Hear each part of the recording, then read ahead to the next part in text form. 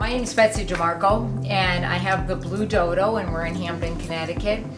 And I guess if I had to best describe our store, it's a definite mix. We have everything from very modern, like I love the mid-century modern, as everyone else does, but I also love an old rustic kind of feel, and we mix it in with new and old.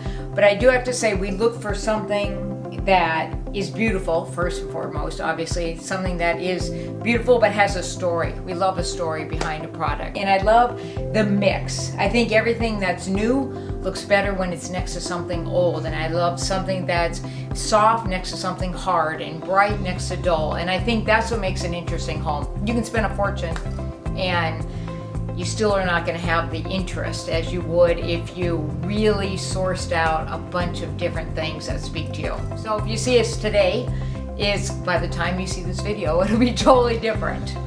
But it started out with just a little more expected items, and then as we grew and customers started coming, which is always exciting, those customers would inspire us to go find like bigger, better, bolder, different, more unusual. Like, oh my God, I've seen that wherever, like in a magazine or something. And that, to me, you would think would be a compliment. And I'd be like, oh my gosh, I gotta go find something no one ever seen before. So that's where it's still the mission. Like, I've never seen something like this.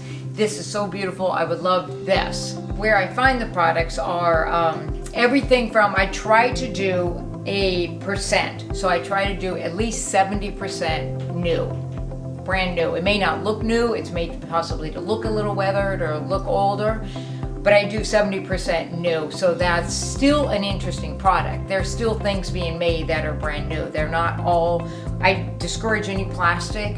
I discourage anything that's not biodegradable or healthy for the earth. But I get 70% new, and then the 30% older items, that's where it's really fun. So the 70%, that also includes the artisans that are making things and artists that make things and craftsmen, these kind of things. But that 30% is, I hit estate sales, I go to people's basements, I go to a flea market. There's many flea markets in New England, we're lucky. A lot of flea markets, and that's a blast. That's a lot more work. I'm not looking online, I'm not talking to somebody, they're not bringing me anything. It's a lot more work. It's a lot more repair, clean up, fix up, and you put it in here, and it's very risky, but those are the fun ones. It's exciting when you find something so off the hook and drag it into the store, and someone loves it the same as you do, is the best feeling ever. And during the holidays, it's crazy in here. It's just nuts because it's a buying season, and we have lots of small and lots of unique gifts. Gifts are great because I love that if somebody gives a gift, it has another life. So when they get that gift, we have this special packaging that we do, and then they get that gift, they open up, and then they're like, oh my gosh, I'm curious what this store is. That's why gifts are so important, because I came into this, first thing I said is the last thing I want is a gift shop. But in hindsight, I realized, like, people really take a lot of effort to buy and give somebody a gift, and it's shocking how many gifts people give.